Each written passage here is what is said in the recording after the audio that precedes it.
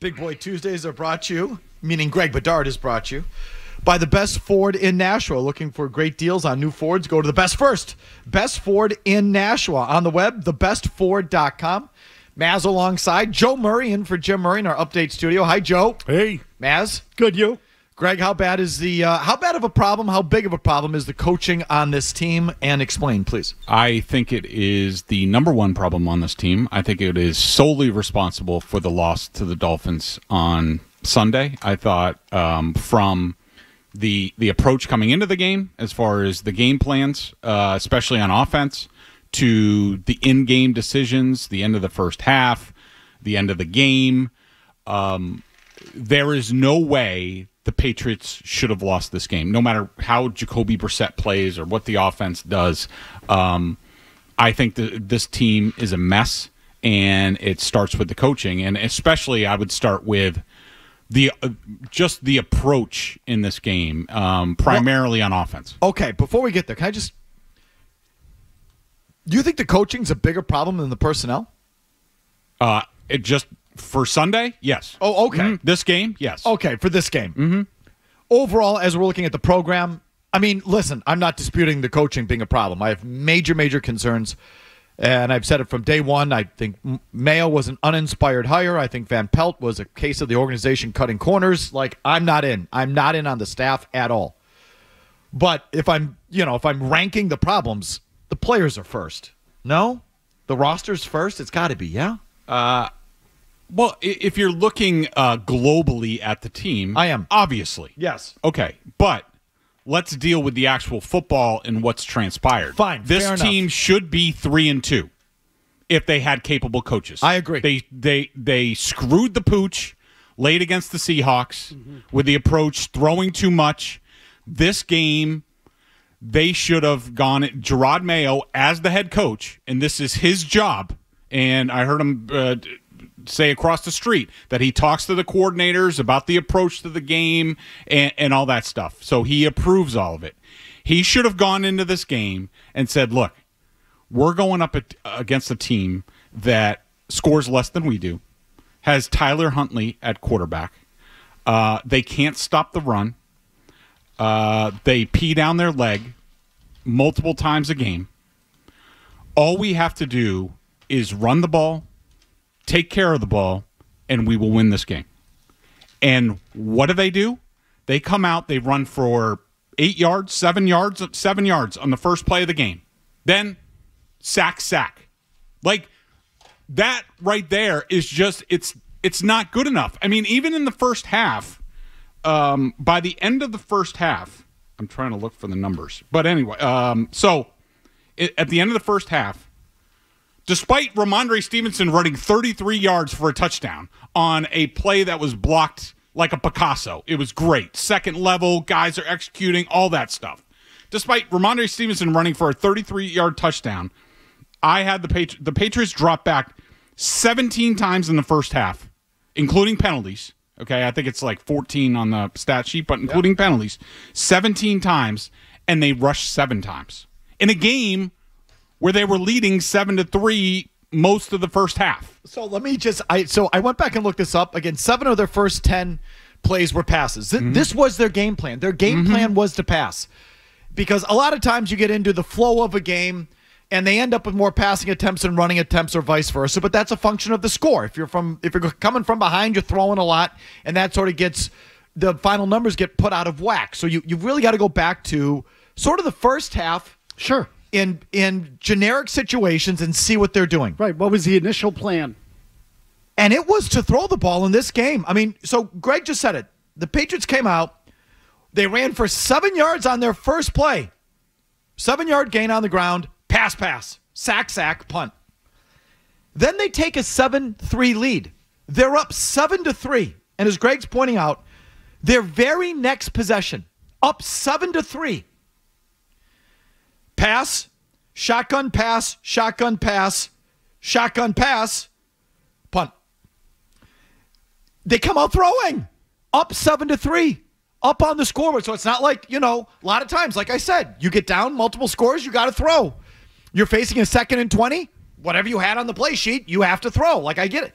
That's not what happened here. They came out throwing in this game.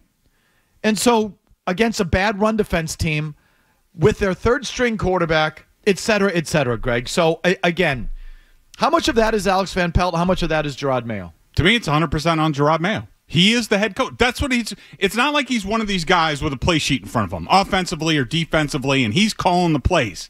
Like, no, he is a CEO head coach. His only job is to manage the game. And how many times do we have to see them mismanage the game? The end of the Seattle game. Well, it's the end of the game and the end of the half. Go ahead. Sorry. This game, there were issues, I want to say, also against the 49ers and the Jets as far as some in-game management. And so, to me, he is solely responsible. He wanted this job. He wanted these duties. And, we've heard him talk. He says, we are in the solution business. The coaches need to give answers. What solutions and what answers are they giving to these players? I mean, to me, they should be 3-2. And the reason they're 1-4, despite everything else that's gone wrong on this team between the offensive line, the quarterback play, injuries, this team should be 3-2 if they had competent coaching, and they have not had that. I agree they'd be 3-2. The roster would be just as bad, and like the long-term outlook would still, that's sort of a different story. But you'd have a season. Well, they had Seattle beat. They gave that one away, and this team they should have won. 100%. Yeah, so 3-2 is not a stretch. It's not a stretch to say if they were better coached and more buttoned down, they'd be 3-2. And they'd have a season, and there'd be more to play for. There'd be a better team with better momentum for Drake May to come into if he's coming into the team this year, and he obviously is. And that is on coaching, 100%. And, this year, I know everyone wants to say this is your year you find out about Drake May. How come it's not a year we can't find out about Jerod Mayo too?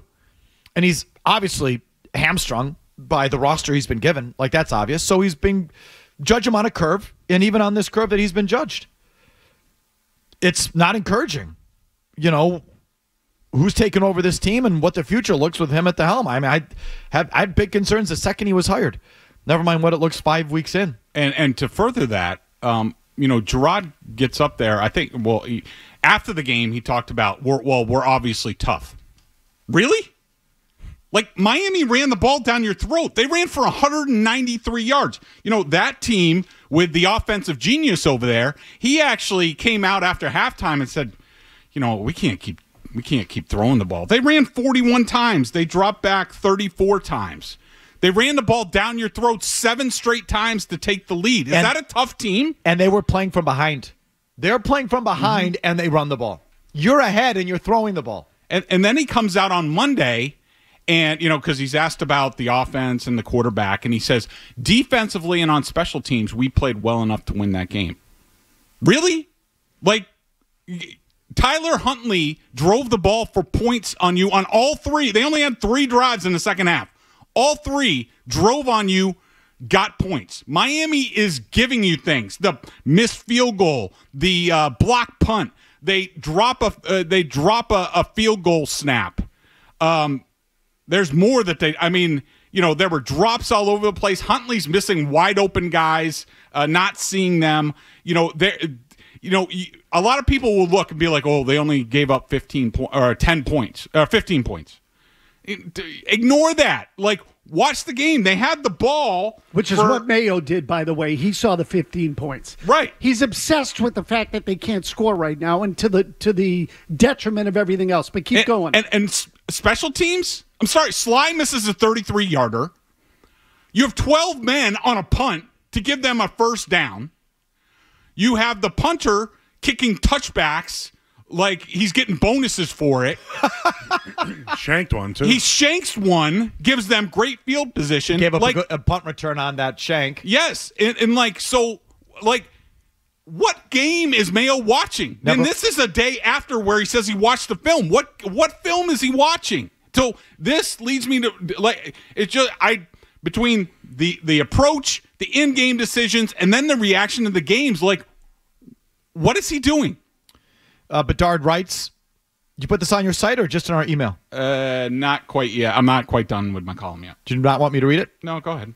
This looks like a team that has an untrained, not like sometimes you're No, I was just going to interject and you're say, venting in an email, and when you come to time to publish, you sort of like hold back a little well, bit. I was just going to say this will soon be on Greg's site. Well, it's one of those things when you're writing the angry email. It's like write it and then press Well, and save. I kind of said it last night on TV too. Press save, not send. You know, Joe Murray. Do you know what I'm talking about? Oh yeah, Let it out. Let out that angry text. Just let it out. Save. It's just another button. Save, not send, and then come back in an hour and then send it. So what we're doing here with Greg is we're sending this mother bleeper. Greg writes, this looks like a team that has an untrained, not ready CEO coach at the front, delegating everything to his coordinators and coaching staff, which is now exponentially larger than years past. I mean, what the hell is he doing all week? If you ask me, he's not doing much. Walking around the building, talking to people, trying to look busy, thinking up the next mean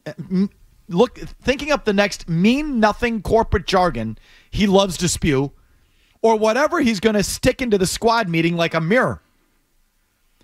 How Mayo didn't tell AVP that for the Dolphins game, they had the 26 run defense and DVOA, Tyler Huntley at quarterback, and a bigger mess than you. All we need to do is score, as you just said, all we need to do is score 17 points in this game and we win is unreal. And then he goes on and on and on. Then he says, Mayo said this on EEI the other day when asked about whether he approves game plans of the head coach of the offense, meaning does he approve the game plans of Van Pelt? Quote, I kind of took that back when I said it earlier. I think it was in training camp. I'll stop. And that what he means is Alex Van Pelt is head coach offense. Right. So he says, I kind of took that back in training camp. Look, I'm ultimately the head coach. I spend time, a lot of time, equal time, I would say, with the offensive and defensive staff. And we go through all those things. And look, it may not be the same lingo, but I would say from an idea standpoint, remember, it's all about spacing. I give my thoughts and he puts together the game plan. And then Greg writes in italics, it's all about spacing. What the hell does it even mean? What the hell does that mean? Good question. I think he meant numbers is what I think he meant. Like, you hear coaches say offense is about numbers. They have 6 on one side, we have 5, or the other way around. You have the matchup advantage. You go that route, and there's more space, et cetera, et cetera. That's what I think he meant. The whole thing's tied together.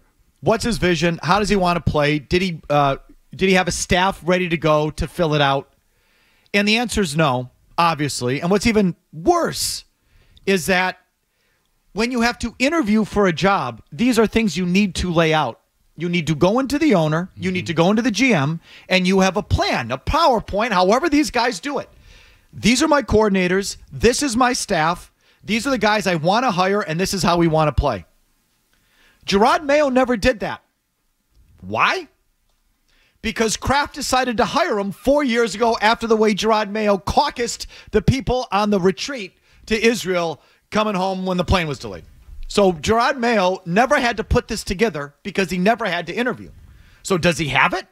Did he present it somewhere at some point? It wasn't required. He never interviewed.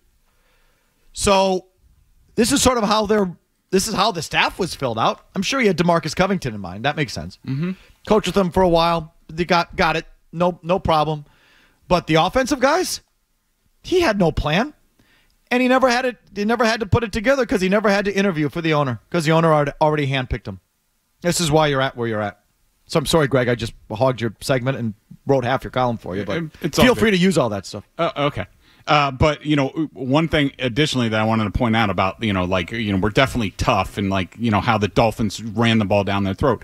The Dolphins couldn't leak a drop in the running game against the Titans the week before. Their backs ran 22 times for 66 yards, and in this game, some guy named Wright, who I never heard of, who's a rookie, I'm sure Joe Murray knows him, 13 for 86 and Mostert 19 for 80. And they lost A-Chain, who was 3 for 18 before he went out with the concussion. And then there's the whole offensive identity and what was Jerod Mayo's vision for this team? He talks about the foundation and the program. Does anybody have 5 games into this? Does anybody have any idea what any of that means?